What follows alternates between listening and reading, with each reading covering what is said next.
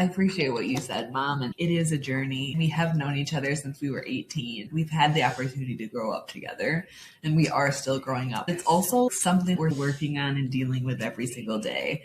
Even this morning in bed, I'm feeding the baby. The baby's making a lot of noise. He's fussy. Eric is watching a video on his phone. I had a moment of, I need you to stop. I need you to turn that sound off. I need you to roll over. And like just snapped at him. But it was because I was overstimulated with the amount of sounds happening. So there are still moments every single day that don't get it right. So I do want to just be like the realness of like, yes, we've done a lot of work. We've worked really hard at this for our marriage and our relationship, but it's still something we're working on and practicing every single day. We keep coming back to having grace for each other and wanting to be better. It's not always sunshine and rainbows, and it is something we deal with every day. It's not perfect. The communication part is really where we're working now. It's like, how can we effectively communicate so that it isn't a guessing game? Last week, we had the chance to interview our friend, Dr. Jennifer, who is a pediatrician, and also her son, Henry, survived a traumatic brain injury. And she said something that left me speechless, and I haven't stopped thinking about it. She was told by a brain expert that sometimes with a brain injury, people sort of skip chapters of their lives, have to or get to or somehow become sooner who they might have been later. Maybe you guys would have, if their accident wasn't in play and you weren't aware of needing to take extra care of your brain, maybe you would have not dealt with therapy until you were in your 40s or 50s, right? Maybe your marriage would have been harder with communication earlier if you weren't aware that therapy would benefit you. And instead, you guys are doing therapy in your mid-20s. That's amazing. You guys might get to have a more peaceful marriage for more years because you've done the hard work early. Does that seem right at all? So my mom keeps saying. Right? So I hope so. It doesn't always feel good. It's been really hard. That's the goal. Yeah. I think it's access. I talk to my mom a lot. My parents have been together for a very long time. Marriage is hard. My mom has talked to me about the trials and tribulations of my parents' marriage over the years. They have been on their therapeutic journey more in the last few years. When she does share those things with me, it does give me a lot of hope because there has been a lot of trauma that my parents experienced in their lives that affected the way they parented and affected our family. Because they weren't able to get into therapy or deal with these things until later in life, it was like, our kids are already grown, empty nesters, they're not in our home anymore. I hope that us doing this earlier in our lives affects our family in a different way. And I think that's how we heal generations. I do have hope in that. My parents have been a big inspiration for me. My mom says very often, I want you to do it differently. I want you to do it better. I think that's how we take care of each other. If we all do it better than the one before us. I truly believe that too. I think you and Eric are farther along with your mental health journey than Trav and I were in our mid-20s, recognizing and understanding how your brains are working and processing, whether you have a TBI or you're neurodivergent, just taking the time to understand how your brain is working. I think you're farther along than we were, focusing on that communication piece and learning about each other. Eric has always been one to sit back and watch. When you meet him in real life and he's in the room, he's always going to be watching. He's going to be checking everything out. He's going to be watching people. Okay, so Eric, I have a question for you. Somebody out there who is partnered with somebody who is recovering from a brain injury, what is some advice that you would give them to navigate it without making themselves the caregiver? Because that's not healthy. You can't be her nurse. And without making her a child, you can't make her a little kid and then also have her be your partner, because that's creepy. So what is some advice that you might give to somebody? I'm glad you actually said that, because that was going to be my second point. And I was going to say one of them is just like the patience. You definitely got to be patient. You got to be patient with them. You got to be patient with yourself, patient with the people around you. Like it's a lot of factors that go into it. Like anytime you talking about dealing with something of this like magnitude, it's more than just you and her. It's the families too. So it's like Amanda, for instance, like she took care of her all her life up to this point. It's a lot of input that you'll get from them and like how to handle certain things and how to go about stuff. So just like being patient, right? You have to learn from them. You have to learn from yourself.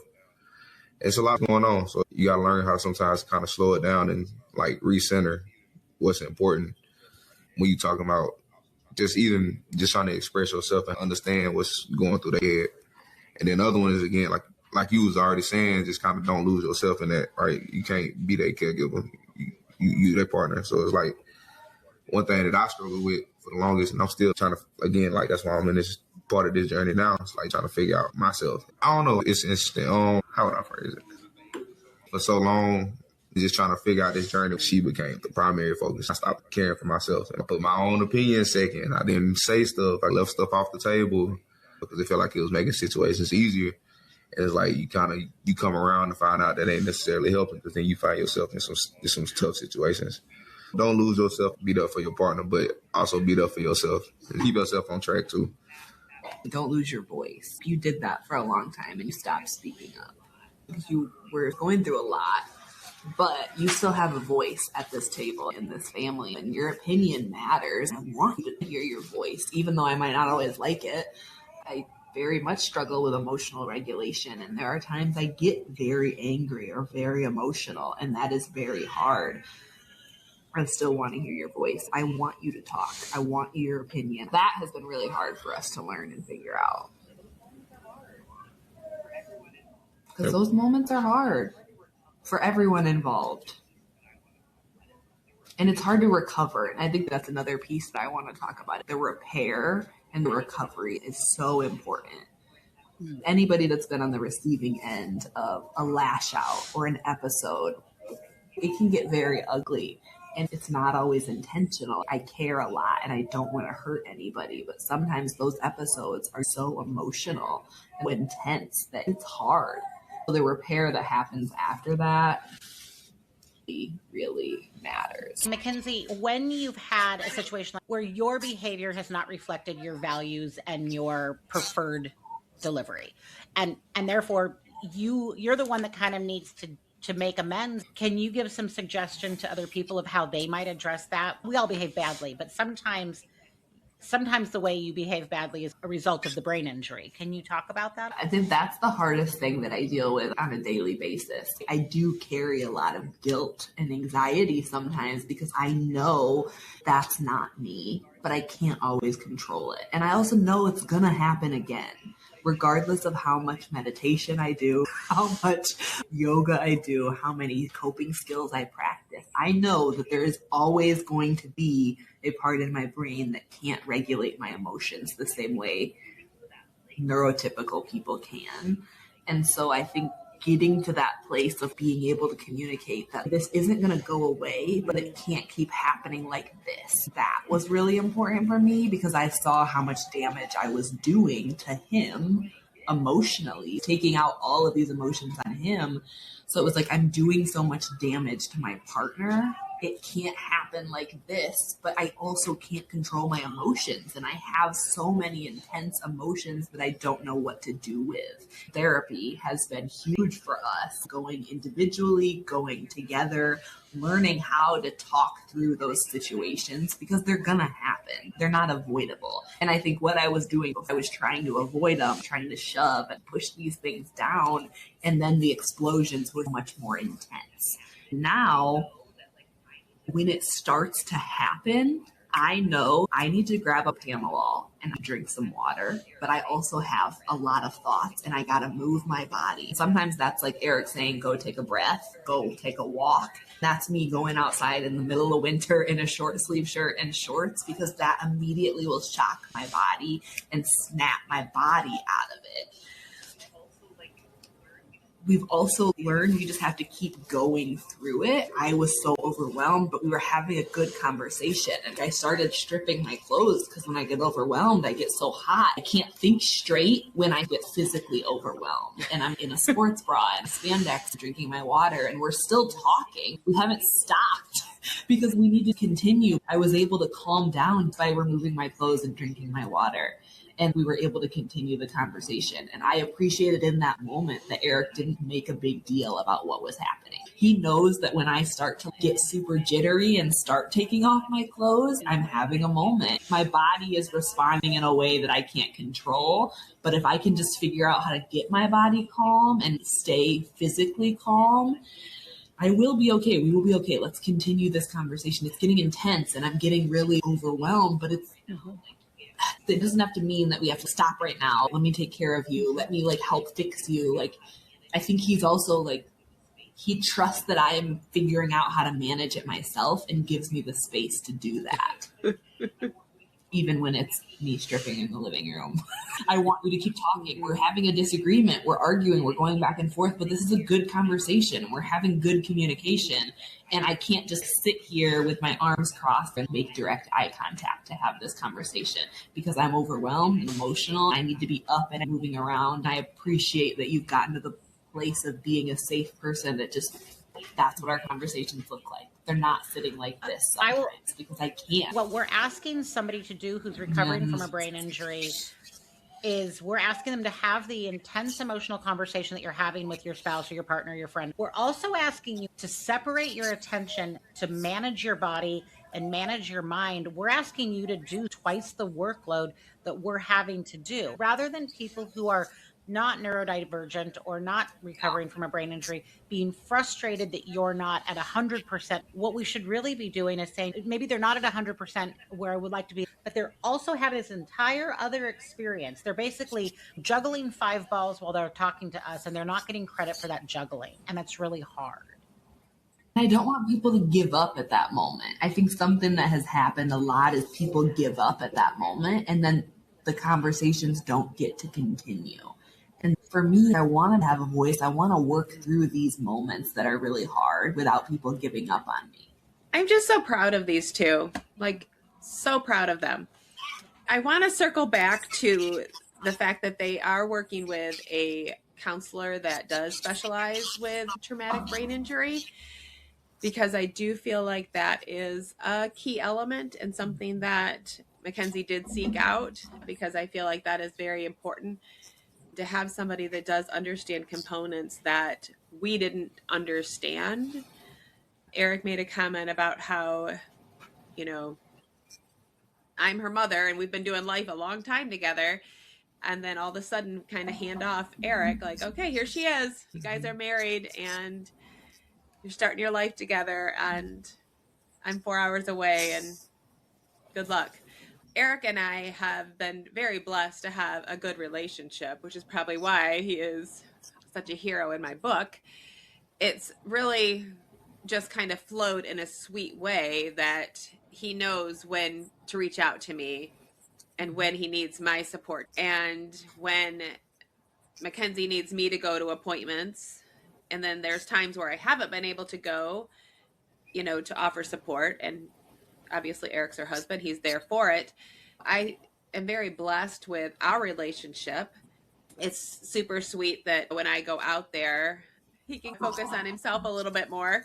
We have a really unique and easy relationship when we're there and we're all in the same space, the flow to support and help each other. And I feel like when Eric and Mackenzie come here, they have their spaces. But even when they come here, there's a created space for Eric to have time to just kind of be, because Eric also does like to have his quiet time, his space, his alone time. And so it's really trying to meet his needs and support him from a mother-in-law standpoint too, because so much focus is on supporting Mackenzie.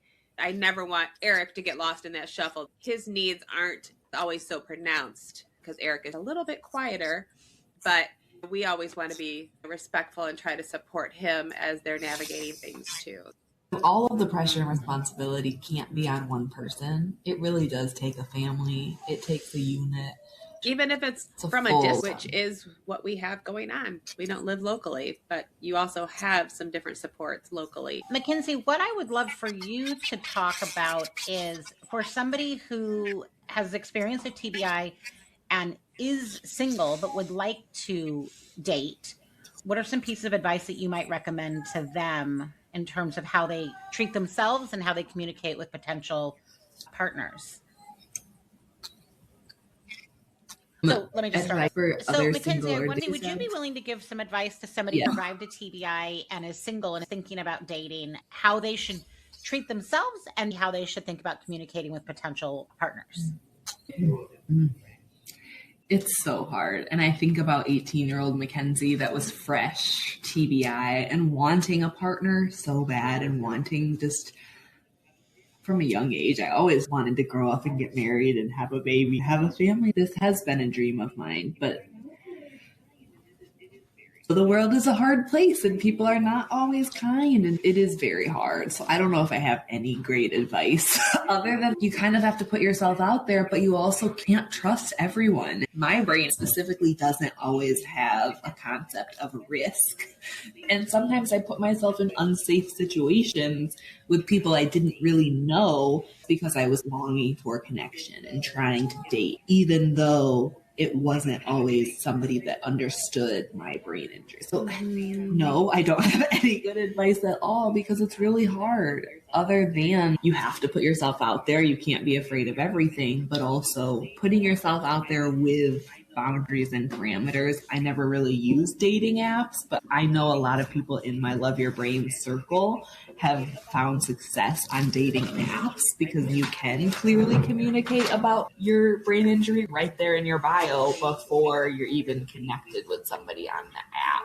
For me, going to college gave me such a large pool of different types of people, and I was able to put myself out there. I don't know if I have any great advice because dating is scary in general. Dating is just hard. It is hard, and it's even harder when you have a brain injury, when you have any sort of mental illness, mental health issues at all. It's just hard. I wish that I would have shared more with Eric before, but I didn't really know how to communicate those things. I wish that he would have understood my brain injury more before we decided to get married, but I didn't understand my brain injury when we got married. I wish I would have been more upfront. I wish I would have gave him the list of like, this is what you get when you get Mackenzie. These are all the things you're signing up for.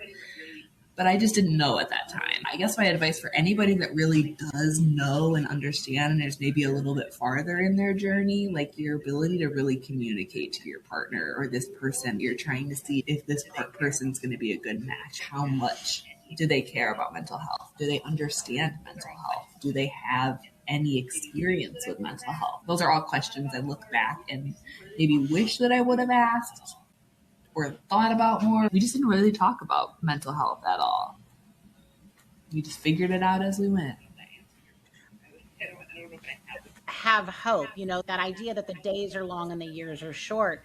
My son's very charismatic. He's very good looking. If he wants to be partnered, he's been partnered his whole life. If he got single and he was done being single, he could date a lovely person, no problem. And having a brain injury changed that. One of my best girlfriends said that he went from being an 11 to a 7 and had to work so hard. He kept thinking, I'm never going to date again. Online wasn't working for him. He wasn't in environments where he was meeting people that got to see him. He and therefore I were really afraid that meant those relationships wouldn't be available to him.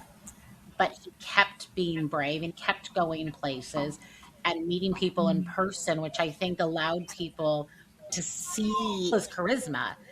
That was more powerful than reading on a bio that he survived at brain surgery. So I think that's important. Amanda?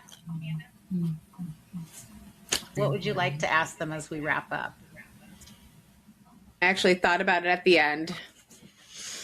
I would like to tell you guys thank you for being on here today and being so vulnerable. And like Erin said, I think one of the biggest things that anyone who has survived a brain injury really needs is hope.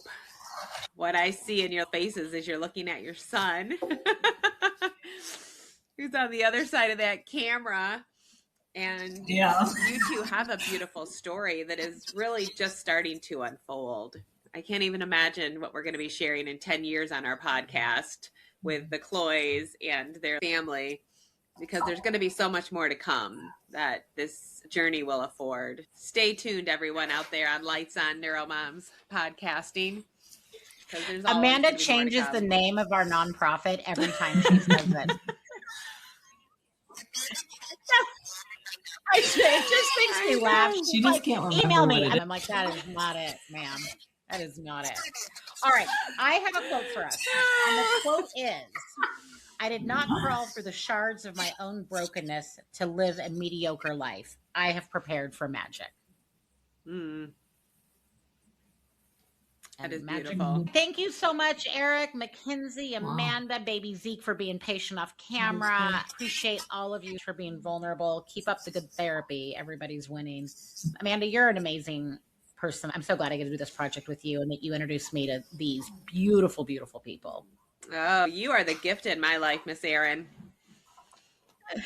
You guys are silly. All right, everybody, keep those lights on. Thank you so much. We'll see you soon. Bye-bye.